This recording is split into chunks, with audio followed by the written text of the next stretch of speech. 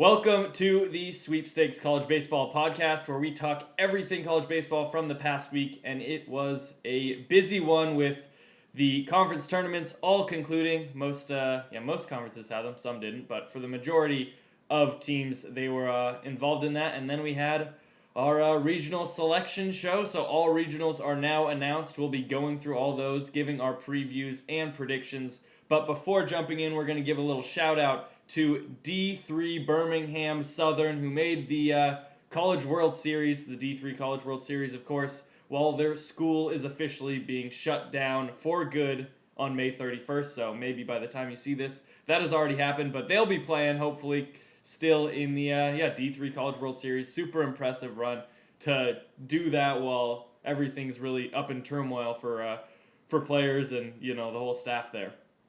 Yeah, awesome to make that run with the school closing down. Another fun tidbit, that team is led by their ace pitcher, Drake LaRoche, son of Adam LaRoche, who retired from the White Sox for having Drake in the locker room too much. Don't know if you guys remember that, but it's good to see all that time in the locker room pay off for Drake here at Birmingham. Yeah, super good to see this run. It's a feel good story, and yeah, want to see them continue that and hopefully win the whole thing. That would be crazy. But now heading into our series predictions from last week, it was the conference tournament, so we just did tournament predictions there for the top 6 tournaments, and we did all right. We got 3 correct between all of us. I got 2, you got 1 with the Big Ten and Sun Belt for me. Nebraska and Southern Miss were able to win it. And for you, you were able to guess Duke for the ACC. All the rest, there were a lot of upsets going on. We took some favorites, some not. And yeah, just like that, some panned out. But a lot of them didn't as expected. Yeah, it's just tough in the conference tourneys. You never know if those teams on top are really caring too much because they're solidified, and some of those mid-level teams want to go on a run and solidify themselves for hosting position or to make the postseason in general. So it's really hit or miss and a lot of guesswork for those. Yeah, for sure, for sure. And now, also, before we get into our previews for regional, just want to do a little rundown of, I guess, our pros and cons for what happened during the selection committee process for the field of 64. Obviously, a lot of those teams were already set due to conference tournament winners and a lot of teams just being good overall, but there were many teams left out. But first, with the pros, I think them choosing Arizona as a host, I really like that a lot. They won their regular season conference and also won the tournament title there. Even though they didn't have a great RPI, getting the double is super impressive and kind of deserving. They were, I think, low 30s in RPI, so kind of close to being in a range where a normal team might make it to being a host, but usually you don't see that, especially the past few years where RPI has just been so heavily used by the selection committee. So I think that was nice. And for the most part, I think the host sites and where teams were finally seeded was pretty nice. I think a few teams missed out on host spots like Mississippi State and Duke, but for the most part, the teams that made it really don't have any disagreements. All the teams have their own reasons of being a host. I think there are a few that, like we mentioned, Arizona, a team that RPI wise maybe on the outside looking in, similarly with East Carolina. But East Carolina had a man on the inside doing the work for them, even though they won't admit to that. It seems like a lot of the teams got the benefit of the doubt if they had somebody on the committee, even though they're not supposed to have a hand in those discussions. It seems like that is definitely still the case. Yeah, I think they did nail the host pretty well this year. Like you said, previous years they've really just kind of stuck to the top 20 in RPI when selecting those hosts, but it's nice to see them go down and grab Arizona around the 30 mark. And yeah, East Carolina was like 22 in RPI. I think that one was a bit surprising, probably the most questionable host, I would say. But they did get, the last spot at 16 there. So nothing crazy. It kind of felt like it was potentially a toss up between them and Wake for a site, also, and you figured the other one would be the 2 there. And I did like the decision not to give Indiana State a host. They were up to around 10 in RPI, but just really did not play anyone throughout the year. And so it's kind of hard to give them a host when they really haven't proven themselves against anyone. They did solidify a pretty good record throughout the year, but I just don't think their resume really was on the same level as any of these top 16 teams. And a couple of the twos, like you said, Duke, Mississippi State, those were some teams certainly in consideration as well. Yeah, I think Indiana State the past few years has figured out a way to game the system with the RPI when no other team really has outside of the teams in the SEC and the ACC where it's just kind of easy to build off that RPI. But somehow Indiana State was able to do it, and I'm kind of shocked that they weren't getting host, even though like you said, don't really agree with their overall resume being a hosting resume, but just looking at their RPI and their record stands by itself, and I'm surprised that the committee didn't decide to put them in. But now for the cons, have a lot of them. I feel like every year it's kind of a similar story. There are a lot of bubble teams that didn't make it for maybe some teams that had mediocre, underperforming, just whole years and just got in because they're in a big conference and they have that name brand. But teams like Cal, College of Charleston, Lamar, Northeastern, Portland, Hawaii, just to name a few, didn't make the tournament, and I think at least a few of them should have. There's a lot of these mid majors. I mean, Cal's not one of them. Maybe this year because the Pac-12 was down, but a lot of those mid majors really just get looked over. I think College of Charleston has a reason to be very, very upset. They had a pretty good RPI, a lot better than some other teams that did make the tournament just based off of RPI. And yeah, two teams especially that I think probably should have been on the outside looking in this year: Coastal Carolina and Florida really were mediocre, especially down the stretch for Coastal. Florida just didn't really do anything the entire year, and just because they're in a big conference, they get that RPI boost and are able to make it. Even in their conference tournament, did really, really poorly and still came out on the winning side of things in the long run, even as a 3 seed. I think it's just really disappointing overall for these teams that deserve a shot as mid-major schools and just know that if they don't win their league, then they have no chance. A lot of these teams, really good RPI, have done probably like their best that they could out here, especially like a team like Lamar going to facing Oklahoma, did really well there, was able to sweep them, and just what else do you expect? You can't really look for more, and I think at this point, if the committee is just continuously gonna put in these teams that are underperforming from big conferences into the field of 64 and leaving out teams that really deserve a shot, there really has to be a discussion of expanding the postseason to more teams. Just because it's just going to continuously happen. I feel like a few years ago when Ole Miss made it as the last team in on the bubble and happened to win the whole thing, it really just cemented this even more, where a team that has the talent and has proven that maybe they some games they can play really well, just aren't consistent enough, can get hot and win the whole thing. And I think that's a bad precedent to send out there, because there's just a lot of teams that are more deserving than a team that is below average in a good conference. I feel like if you're below average, then you don't deserve to make the tournament at all. So at least be a decent team in any specific conference. Yeah, it's really difficult. It feels like outside of the Power 5 conferences, maybe Conference USA and the Sun Belt as well. Outside of those conferences, you're really just looking at the tourney winners most of the times, and you really got to give a shout out to these teams that play well throughout the entire regular season. Like you said, Charleston, that's the main one for me this year as well. Charleston seems like the UC Irvine of last year for me, where it was a team that was playing extremely well, played well down the stretch, and had a good RPI too. They're right around 40. That's in the range of a team you expect to make it, but they're just not getting that nod. And Charleston has the argument that they made it to their conference tournament final as well. Didn't win it, but continued to play well throughout that tournament. And it's just surprising not to see them there. Not surprising to see Florida and Coastal get in. They have committee members, so you're not shocked for them to have that benefit of the doubt. But like you said, if a team's just playing okay throughout the regular season, not really sure they should be rewarded with a appearance in the postseason. Even though we saw Ole Miss take care of business a couple years ago, teams can get hot, and any team can get hot like that. Yeah, some of these power conference teams are more talented, but I don't think you want to just put a team in off of talent. You want to put them in off of them having a complete year and playing as a good team throughout the entire season. Yeah, and I think it really just takes away the entire regular season if that's the fact, where an underperforming team, a team that's below average in their conference can just make the tournament based off of being in a good conference, where other teams have put together a super good resume throughout the entire year. I feel like, yeah, like especially College of Charleston, I feel like this is even separate from the other teams that I mentioned because they have a good RPI.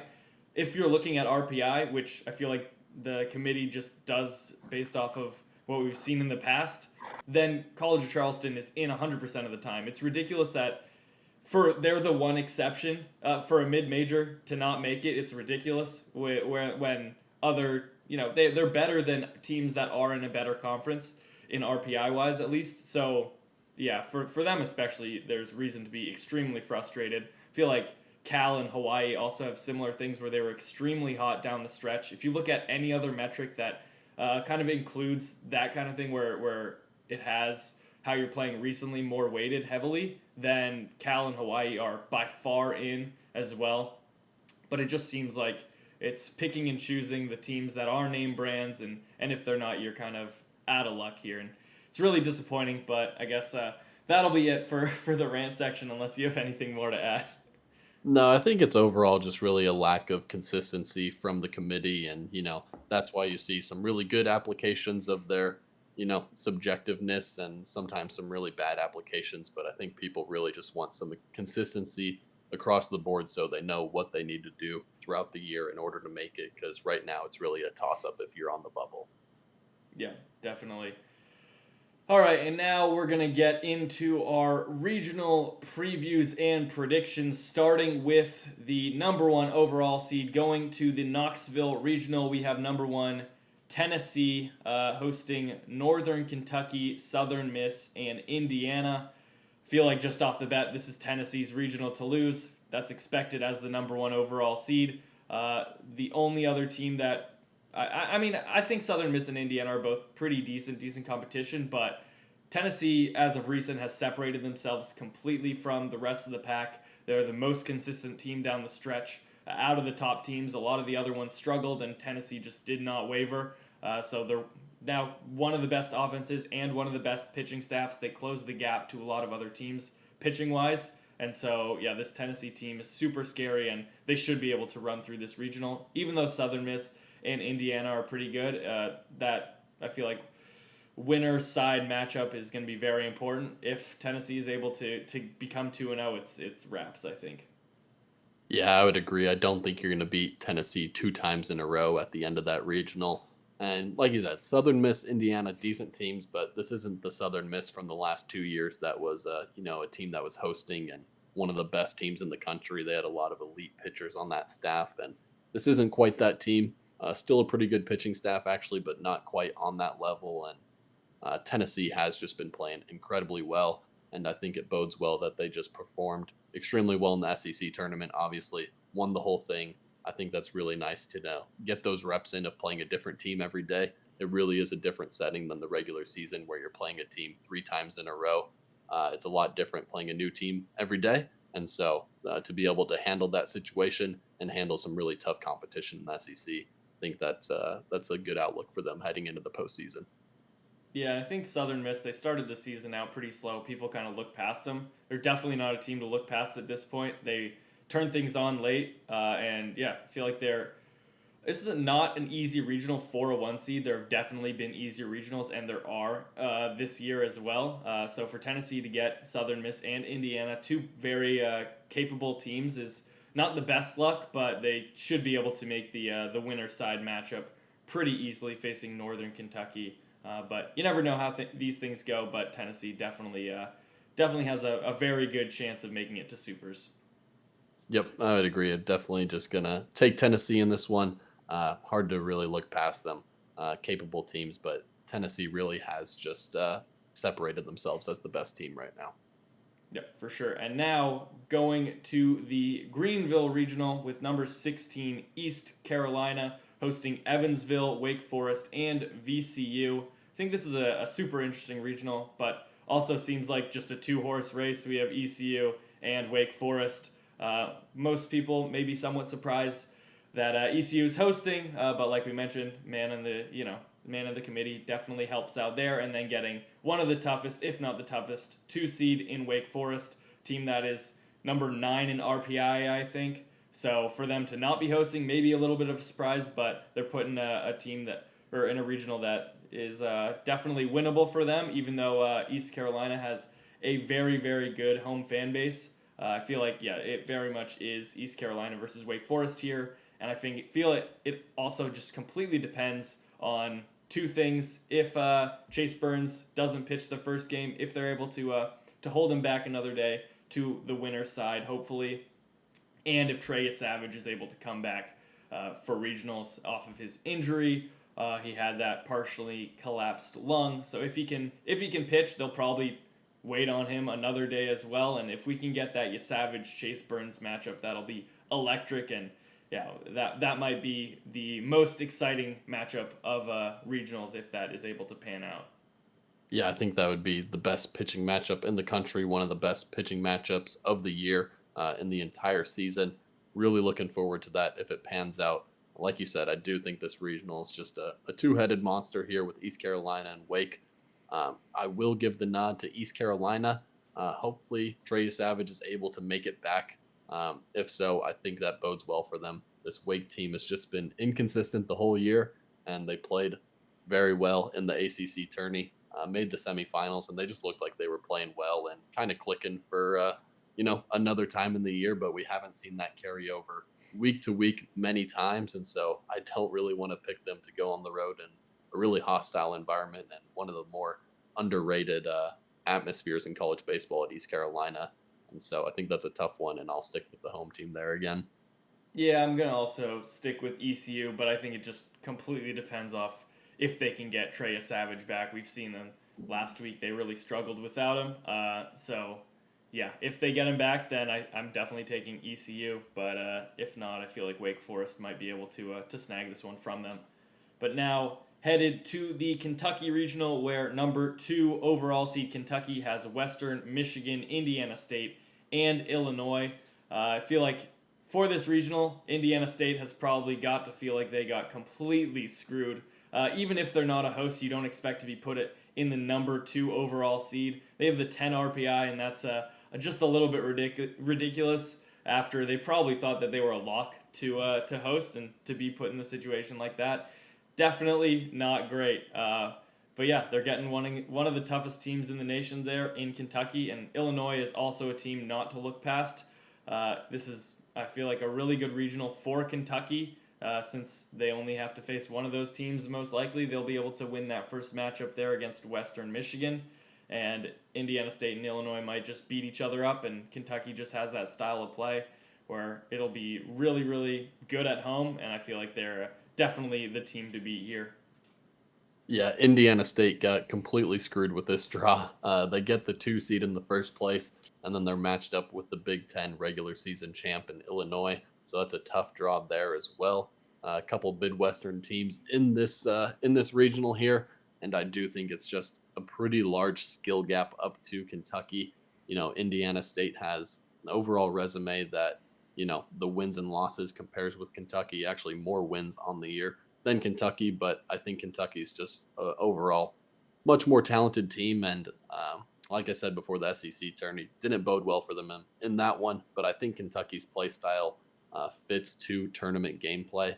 I think they're just messy, aggressive, and I think that pans out when teams are tired and there's teams are just lapse in judgment, not used to playing a team 3 games in a row, and so I think Kentucky's play style can kind of catch you off guard, and I think they'll take care of business at home here.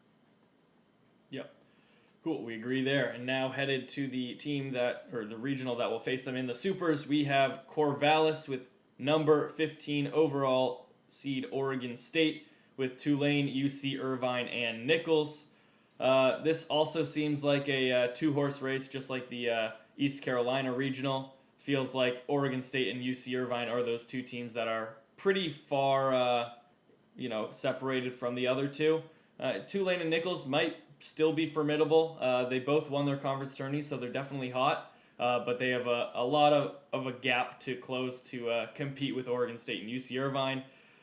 For me, I just feel like UC Irvine might just be a little bit more consistent recently, even though they're facing probably lesser competition than Oregon State is week in, week out. I feel like there have been a little bit of gaps from what we've seen with Oregon State, and UC Irvine might just be able to pounce. We've seen what they've been able to do against some of the better teams that they've faced, like UC Santa Barbara, where they looked really good at home, won some close games there, and I feel like they might just be able to go up to Corvallis and take this regional. Yeah, it really depends what you're going to get from this Oregon State team. Another team that's kind of been inconsistent at times, but it's hasn't stretched as far as a team like Wake Forest, where it's really week to week. We've just seen kind of some blips in the schedule and in the consistency for Oregon State. I feel like I kind of have to give them the edge still with the home field, crazy crowd there in Corvallis, and I do think they have some absolute studs on that pitching staff. UC Irvine certainly not a rollover there, a team that could hang with them, and I think you could see some very competitive games there. But I just give Oregon State the edge at home there. Yeah, I think also with Nichols as probably one of the weaker three seeds, it might help out UC Irvine to just get some momentum heading into that winners matchup that likely they'll be facing Oregon State in. But going now to College Station, where we have number 3 overall seed Texas A&M hosting Grambling, Louisiana, and Texas. I feel like this is a really tough draw for A&M. They got a lot of teams that have played pretty well at certain points in the season. Louisiana and Texas are both squads that they could definitely be upset by. And yeah, they had their moments throughout the season, especially with A&M struggling down the stretch, especially on offense, where for most of the year they were dominant. This is a regional that really seems like it could be up for grabs. Louisiana, Texas obviously doesn't have to travel super far either to get to College Station there, but my gut is just going with Texas A&M. I just feel like they have to figure it out at some point. The offense has been slow for a very long time for what we've seen the entire season. It's surprising that they just haven't been able to click the past few weeks. Especially, I thought they were going to get something going in the conference tournament there. Didn't really happen, and now they have a regional that is going to be tough. It's going to be a tough one, but they're lucky that they don't have to face one of those two teams in the first round. And yeah, that just might be their saving grace there. So going Texas A&M, but not super set in stone on this one. Yeah, I think this is a tough one because none of these teams played well in the tourney, except for Grambling, obviously winning their tourney. But the top three seeds there, Texas A&M 0-2 in the SEC tourney. Louisiana, Texas did not play well in their conference tourneys either, and Texas A&M just overall was kind of stumbling the last couple weeks through SEC play, not really looking like the team that was once number one overall in the country. Still just a ton of talent on that team, though, especially on the offensive side of things. I also think I'm going to stick with A&M here. If Louisiana or Texas played well in their conference tourney, I think I would take either one of those to carry the momentum into here. But since A&M hasn't been playing well, but I'm just going to stick with A&M to figure it out since no team is really coming into this hot. Yep, definitely.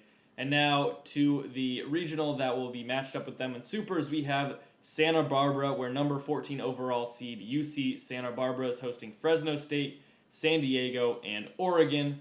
This is another regional where I think three teams have a very possible chance of winning it, with San Diego, UCSB, and Oregon. San Diego, UCSB have both been really impressive down the stretch. They've just dominated their conference for the most part. UC Santa Barbara, 4 losses. Same with San Diego. UCSB, 2 of those losses came against UC Irvine, so only 2 other losses in their conference overall. So just super, super impressive throughout the entire season, especially in conference. But feel like, yeah, it's just really up for grabs. This Oregon team struggled also in their conference tournament, but we have seen that when the offense is clicking, the pitching staff can kind of they're solid and just let the offense take the lead and do their job on one side. So for some reason, my gut is saying Oregon, even though UCSB and San Diego are going to be really tough. UCSB's pitching staff is electric. San Diego just has pieces all over the place. But Oregon is the team that I'll be choosing here. Yeah, this is another very, very competitive regional. I really like the matchup. You got 4 West Coast teams here, so it's a fun one. Good regionality within this regional, and 2 really good pitching staffs with Santa Barbara and San Diego. Both have some elite pitching on there, especially Santa Barbara. That rotation is pretty nasty, and Oregon certainly a capable team that does most things pretty well, but nothing really at an elite level. My one fear for them is that they have kind of struggled against elite pitching in the times they have seen it, and so I don't know if they would fare well against Santa Barbara in that second matchup. I think if they're going to win this regional, it might have to be through the losers bracket and winning two in a row at the end, kind of getting hot and getting those bats going. Certainly possible, but I'm just going to stick with Santa Barbara, stick with the one seed once again. I just like their pitching staff, and I think they're a team that is a bit of an Omaha sleeper as well. Nice. And now going to Chapel Hill for number 4 overall seed North Carolina, hosting Long Island, LSU, and Wofford. I think this is a tough draw for North Carolina getting LSU. Also seems like kind of a two-horse race here. But I think Wofford is definitely not a team to look past. Their conference record wasn't great, but winning the tournament really solidified things for them. And overall, they have 41 wins now, so definitely a team to look out for. Luckily, North Carolina doesn't have to worry about that for the first game. An LSU team that they just hope loses that first game, I feel like, because LSU was really hot down the stretch. Lost their the SEC championship game, but it was super close, one swing away from winning it there. And yeah, I just feel like UNC to win it, they have to stay on the winner side of things. If LSU gets the upper hand, then I think it's over for them. But I'm gonna go with North Carolina here. I just feel like they've overall been super consistent, and they're in just everything that they do, especially offensively recently, has just really been explosive and might be able to compete with LSU. But yeah, if this LSU team continues that momentum, they'll also be really tough to beat. Yeah, North Carolina was one of the hottest teams down the stretch. A team that really has just been consistent for most of the year. Does have some series losses, but usually to some very competitive teams. And, they didn't look like they were playing terrible during those weekends either. So I have a lot of confidence in this team. But like you said, LSU is coming in extremely hot. Defending champs, still a lot of talent on that roster. And they look to be clicking very well in the SEC tourney, almost won that thing. Like you said, they were almost in hosting conversation out of nowhere if they would have won that tournament. I'm going to stick with North Carolina once again, though. I think LSU actually does have a tough matchup in that 3 seed. Wofford's a bit of a sleeper. Got a solid Friday night guy on there, so it's going to be a competitive 2-3 matchup on the Friday game. And I think North Carolina is just too consistent to lose this weekend unless LSU gets hot. And so I'm going to stick with North Carolina, the 1 seed, once again. I promise I take some non-1 seeds later on. Yeah, there'll be a stretch later on where you're taking all upsets, so we'll get there. But yeah, next up we have the super regional matchup where this will be the regional in Tucson with number 13 overall seed Arizona hosting Grand Canyon, Dallas Baptist, and West Virginia. I feel like this may be the most balanced regional where it seems like any of these 4 teams could win it. Grand Canyon as a 4 is pretty good, maybe the best one out there. And especially I feel like just the RPI overall is super balanced with all these teams. DBU as the 2 with the 17 RPI, one of the higher ones for a 2 seed, and they were in hosting consideration definitely. Just missed out there and going to a regional where the host has a worse RPI is definitely beneficial for them. And West Virginia also a team that when they're hot, they're extremely well rounded. Now that weather holds back, they should definitely be clicking on all cylinders here. It's any of these teams could win. I wouldn't be surprised if even Grand Canyon comes out of this thing. But gonna go with Arizona here. They won the conference and the conference tournament. They're hot and they've been hot for most of the year now. They had struggles early in the year, but now they just know how to win, and they have been for a very long time. So sticking with Arizona, I feel like especially now looking at Grand Canyon, they don't have to travel really. They're staying in the same area. That'll definitely help. I feel like they could make a losers run even if they lose to Arizona in that first game. But any of these teams could come out on top. It's a super tough one to choose. Yeah, I agree that this could be the best 4 seed in Grand Canyon, and I do think it helps, like you said, just staying in Phoenix, staying in Arizona, going down to Tucson, not that far of a trip for them, and so some familiarity there, and probably just some comfortableness, not really intimidated by the fact that it's right there, right across the street pretty much. But I really like DBU in this regional. This is a competitive one, some star power. DBU's got Ryan Johnson, one of the best pitchers in the country, probably a top 5 starter this year. And then West Virginia's got Weather Holt, one of the best players in the country. Injured a good injured a good portion of the year, but started to click at the end of the season. And I'm going to go with DBU here. It's a tough one because it's a really competitive one. So who knows? Could go 0-2. Wouldn't shock me to see them lose that game to West Virginia, but I think they're going to hang on to that one, and I think they're going to come out of this regional. It's another team for me that's a little bit of an Omaha sleeper, even though they were in hosting conversation. Yeah, I think a lot of people have mentioned the matchup between DBU and West Virginia, that first game. With DBU's starting pitcher, I think he's like 6'6", brings a little bit of funkiness to him, and then West Virginia's pitcher is 5'9", but they're both studs in their own right, so it'll be a very, very fun matchup to watch for that first game, and I think it'll determine a lot heading throughout the regional. I feel like whoever wins that just has a really good chance of making a really good run and maybe taking the whole thing, but yeah, for me, still staying with Arizona there. But now going to Fayetteville Regional with number 5 overall seed Arkansas, hosting Southeast Missouri State, SEMO, Louisiana Tech, and Kansas State. I feel like this is a very favorable regional for Arkansas, with no team that is really that scary. Louisiana Tech as a 2 seed isn't a team that jumps off the page. They're a very good overall squad. They have 45 wins, 17 losses. They know how to win, but definitely not a team where you're just nervous facing them. Especially this Arkansas team has definitely been trending down the past few weeks, and there isn't that super scary 2 seed like a Duke, like a Mississippi State. Obviously, they can't face Mississippi State, but yeah, like Duke or something like that, where you just really, really are glad that they're not in your regional. And so I feel like this will be an interesting decision for the coaching staff if they're going to pitch Hagen Smith on that first game or the second game, hopefully a winner's game. But I feel like you have to put him on that second game. But it's really tough just because the pitching staff has definitely seen its fair share of struggles recently. So if you take that risk and it fails, then you're really setting yourself up in a poor spot. Yeah, that is a extremely tough decision. I think they should opt to put him in that second game. I think that just bodes well for them, just given the way their pitching staff has performed lately. I think you kind of just want to bank on being able to scrap one against the 4 seed and have that advantage come the second game and stay in the winners bracket, because I really wouldn't have all that much confidence in Arkansas going through the losers bracket in a regional. Even though I think this is a fairly light regional, I kind of wanted to pick Louisiana Tech here, but they just have a couple weekend series that are kind of head scratchers. Got swept at Arizona. Not that that's crazy, but they really got dominated that weekend. Thought that was going to be a competitive series, and also lost a series at New Mexico State. And so just have some bad weekends on the road. Did win a series at DBU, but that's when DBU was stumbling a couple weeks in a row. And so it doesn't look quite as impressive to me as it did at the time.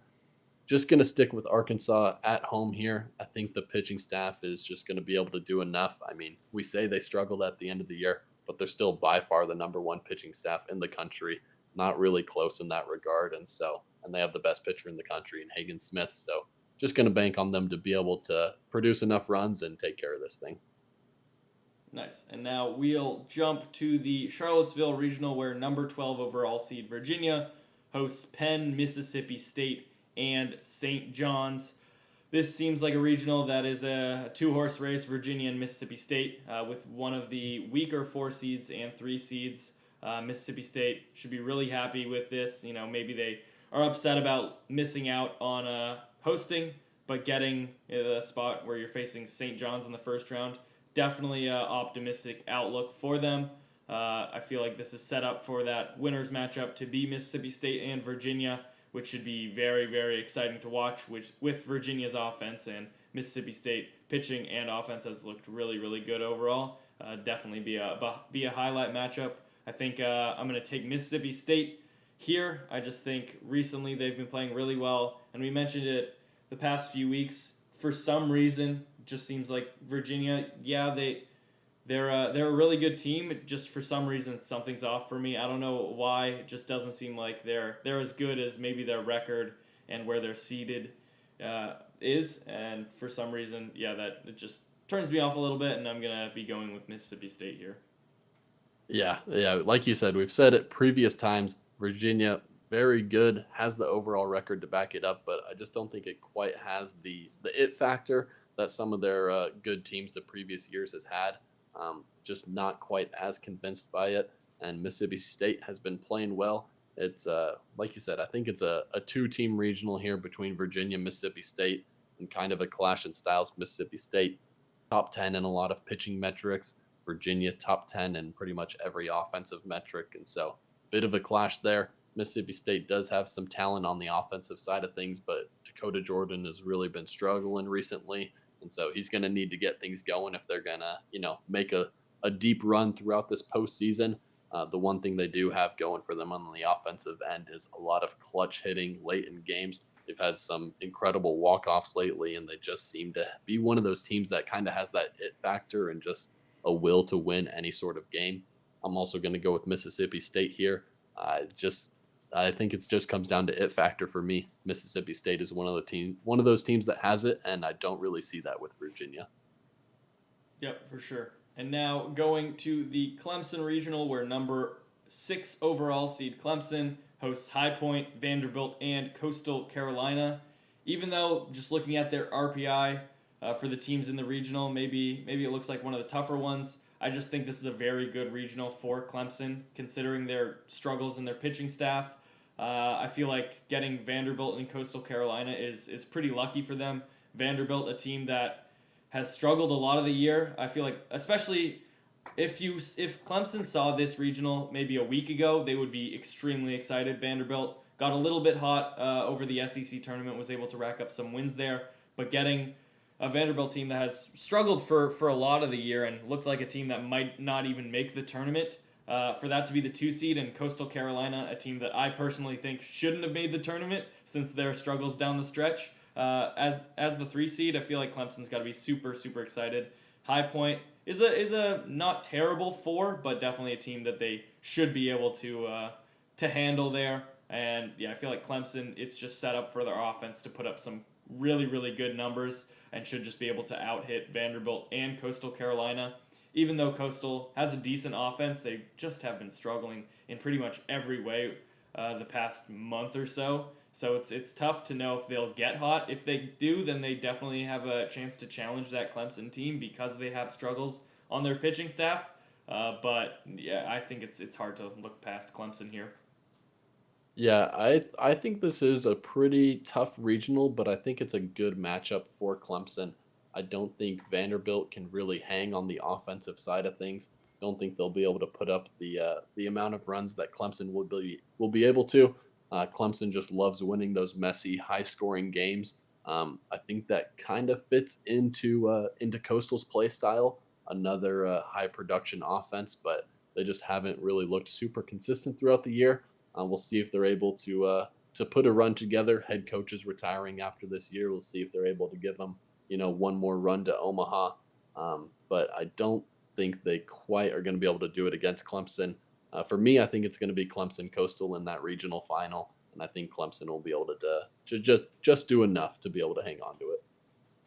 Nice.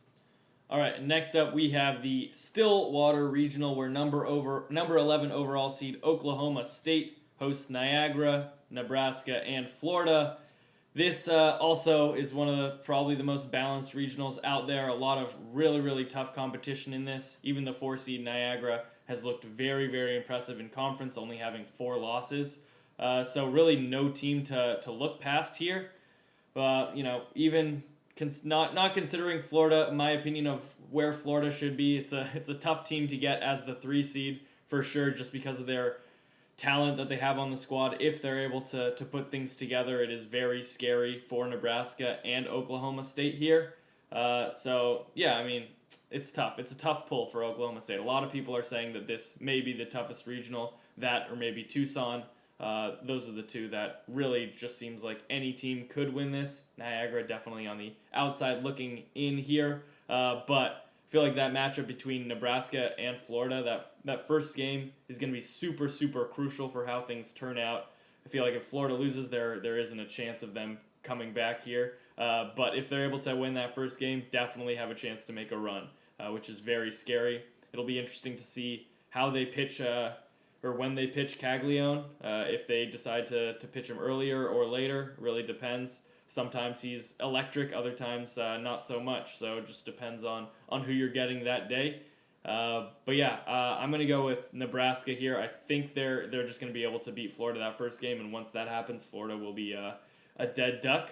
But Oklahoma State definitely a tough competition, but for some reason I feel like Nebraska might be able to pull through on this one. Wow, that is crazy because I was also going to come through with the Nebraska pick, and I thought it was going to be a shocker. Thought it was going to hit hard and get some reactions, but you already had it in the bag, and so that's you kind of stole my thunder there. But I think the Nebraska Florida matchup, I like it because we've seen Florida just not really play well against some of those mid level teams. Not that Nebraska is necessarily a mid level team, but I think that it's a team they'll look past. I think they're going to be excited about going to Oklahoma State. They're going to be focused on playing Oklahoma State, beating Oklahoma State, but they have to get there in the first place. I think they're going to struggle in that game one. I think they're going to overlook Nebraska being a Big Ten team, but that's a very solid team, and I think they're very capable of winning this regional. Oklahoma State, one of those teams that's kind of shown inconsistencies throughout the year. They are hot since they just won the Big 12 tourney, but I just like Nebraska here. I think that's one where you win that first game against a Florida team that everyone's hyped up the whole year, or kind of just had buzz around them the whole year. I think you win that, you kind of get some mojo going, and I think they might be able to take that one. Yeah, and I think Nebraska also just been super consistent for most of the year. They just won their conference tournament, so they're definitely riding a high. I feel like they probably will be able to run through, use that momentum, and just continue that going here. But next up, we have the Athens Regional. We're not talking about Greece. We're talking about number 7 overall seed Georgia, with Army, UNCW, and Georgia Tech as their competition. Seems like consensus is that this is the weakest regional out there. Georgia definitely has a great matchup here. They got teams that they should be able to beat. UNCW as a 2. They have been pretty good the entire year. They've been close to being ranked a lot of the times. But having Georgia Tech as the 3, also another team that maybe should have been on the outside looking in and making the regional here, but made it in and have that rivalry there with Georgia. But really just not super scary for a team like Georgia, where if their offense is clicking, they can just put up ridiculous numbers. None of these teams will be able to compete with that. Even though they have that rivalry, that might spark some more fire, but I feel like it's definitely Georgia's regional to lose here, and if they do, it'll be a real surprise. Yeah, it is definitely one of those ones getting the label of the easiest regional. Uh, I would agree with that. I think UNCW is a really weak 2 seed, and Georgia Tech was a bubble team, but Georgia kind of sputtering at the end of the year, lost that series to Florida. That was a bit surprising there because Georgia had won, I think, 7 straight games in SEC play before that, had back-to-back sweeps against Vandy, South Carolina, and so they were looking on top of the world, looking like a team that might be like a top 4 seed in this tournament. Still here at 7, so in a very good spot. But I kind of like Georgia Tech to win this regional. I think they'll be able to handle UNC Wilmington since they're a weaker 2 seed. And I just didn't like the way Georgia closed out the year. I wasn't fully convinced of them being, one of the top teams in the country. In the first place, the pitching staff was suspect coming into the year. They ended up pitching pretty well, but Georgia Tech absolutely mashes the ball. Same as Georgia, it's going to be 2 high-powered offenses. I think we're going to see, if those teams match up, we're going to see a game with 20-plus runs for sure, both teams in double digits. And I'm just going to go with Georgia Tech to pull off the upset on the road here. Nice, big upset there. But now going back to the beginning of the episode here, if there is one team that College of Charleston can be mad at, it's Georgia, because they did lose that series at the end of the year to Florida. If they're able to win that there, then Florida probably doesn't make it unless they make a deep run instead of doing nothing in their conference tournament because they would have a losing record. So yeah, it's kind of Georgia's fault that College of Charleston made it or didn't make it, even though they definitely should have no matter what. But Florida is in there instead. But now, moving on past that, we have the Raleigh Regional, number 10 overall seed, NC State, hosting Bryant, South Carolina, and James Madison. I feel like this is a relatively balanced regional overall, but definitely think NC State is the favorites here. I feel a lot of people might think South Carolina has a pretty good chance. They made it far in the SEC tournament. Their offense was super, super hot, but I had some real issues with how their defense was played. And if their offense cools down just a little, you can't be making any of those kind of mistakes. They were just awful all over the place on defense, giving up so many free runs and just so many free base runners, extending innings, that kind of thing. And if the offense is just a little bit worse, South Carolina could be seeing big numbers put up against them and not being able to respond in any fashion. So I wouldn't be surprised if they lose to a team like James Madison in that first round. So definitely taking NC State just because I am not super convinced at South Carolina's overall portfolio.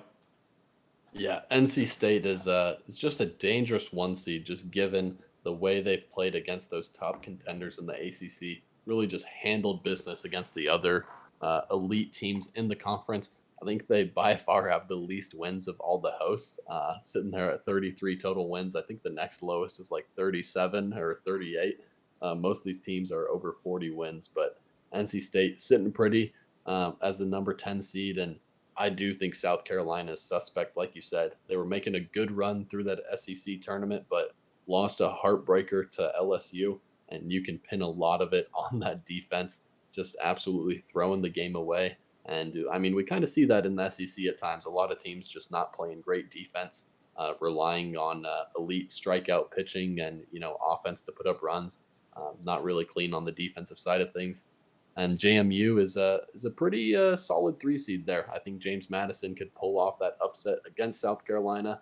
I think NC State is just going to take care of it. I think they'll continue to play well against tough competition. I think that'll carry over a lot into the postseason. Yeah, also, you can't really look past just a few weeks ago. South Carolina was on a 6-game losing streak in conference. It kind of got wiped away by the way that they played in the conference tournament, but they were also a fringe team of even making the NCAA tournament here. So they got hot at the right time to be able to push into that 2 seed, but definitely a team that's been up and down, and they took that hot offense and were able to use it to their benefit, but the defense was definitely a suspect. But now, going to Tallahassee, number 8 overall seed Florida State is hosting Stetson, Alabama, and UCF. This is a solid regional overall, I think, for Florida State, and I don't think they should be super upset about it. Even though Alabama and UCF both kind of are name brand teams in bigger conferences, they are middle of the pack for both those teams in their respective conferences. Alabama definitely struggled. They're under 500 in conference, 13-17. That's kind of the cutoff for an SEC team to make the tournament. UCF 14-15, so also below 500. Not great. Still making the tournament, 33 in RPI. But if FSU plays to their level, I think that they should easily be able to run through this regional with just the struggles that we have seen Alabama and UCF have, even though, good conferences, but not good teams in those conferences. So Florida State, a good team in a good conference, should be able to take care of business here. Yeah, I think this is up there for one of the easiest regionals for me. I think Bama is probably the weakest 2 seed besides UNC Wilmington, and UCF decent 3 seed, but another team that was kind of on the bubble. They had a solid RPI, but just didn't impress throughout the whole regular season there. I think Florida State has played particularly well throughout the whole year. Had the longest win streak to start the year going, and so played extremely well, and their pitching staff is getting healthy again. So I think they'll be able to bounce back from missing the postseason last year, come back and win their first regional back to hosting. Nice. And now finishing things off with our last regional, we have the Norman Regional, number 9 overall seed Oklahoma, hosting Oral Roberts, Duke, and Connecticut. Oklahoma pulled one of the toughest two seeds out there in Duke, especially after they ran through the ACC tournament and won that thing. They really had a good resume to potentially host, just came up short. I was surprised with that 16 overall RPI not getting a host spot is somewhat of a surprise, but a lot of other ACC teams did take it. But yeah, I think this is maybe a two-horse race. Can't really look past UConn. They have been good recently in regionals, have definitely been a tough out, especially this year. I feel like this UConn squad faced a lot of tough teams early in the season in their non-conference, and so their non-conference record not great, but faced good competition, was able to see how they stacked up against it, and then just ran through their conference there.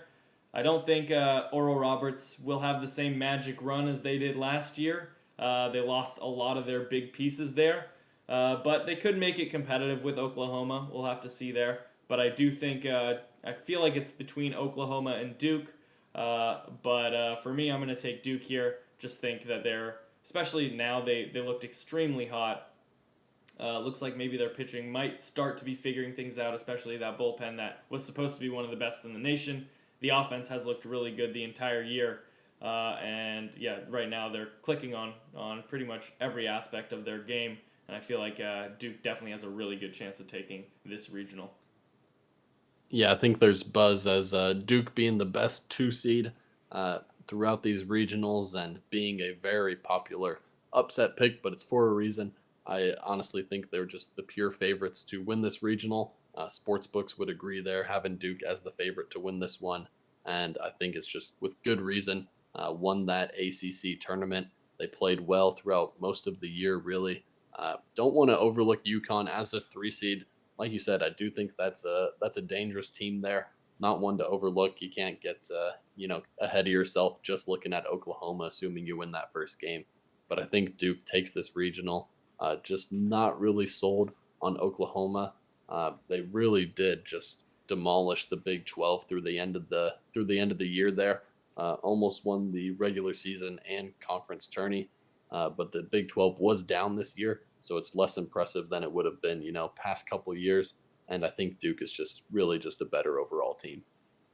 Nice. Well, we had a decent amount of agreements throughout this prediction, but now we're gonna do our future prediction for who we think is going to win the College World Series. Now that we have our field of 64 set, we did this preseason. I chose Wake Forest. Not a terrible pick, just they haven't been the most consistent. But at that point, they were one of the preseason top teams in the nation, so it seemed like a pretty solid lock. But now that's definitely a different scenario. But for this, I'm gonna unfortunately go with one of the favorites here too. It just feels like it might be the year that the curse is broken and the number one overall seed is able to win the whole thing in Tennessee. I just feel like a few years ago was the opportunity that of a lifetime there. Their team was electric on offense and their pitching staff was insane as well. And this year it's a kind of similar makeup, definitely not as controversial for one thing, but they have one of the best offenses, one of the best pitching staffs, and they have pretty good matchups lining up for them. We'll see what happens in the supers. They have the chance to face ECU or Wake Forest if that does come to fruition. We might see that Chase Burns revenge game there, but yeah, I just feel like Tennessee has a very good shot of winning this whole thing. Yeah, that's a good one. I do think Tennessee has separated themselves as the best team in the country right now. It's tough though. I do think they have a really tough matchup with that 16 seed. Obviously, Wake Forest preseason number one team, East Carolina banged up right now, but throughout the year was top 10 and I think made it up as far as top 5 for us at one point. So really two quality teams that they could match up with if they make it out of their regional, and two teams that could really give them a run for their money on a similar level talent wise. As far as me, preseason prediction, NC State. Why not stick with it? They've handled business against those really tough teams in the ACC. I really like that outlook for heading into the postseason. Makes me think that they'll continue to play up to the level of their competition and just really excel in those high energy atmospheres. And so, gonna stick with my boys, and yeah, let's go for it.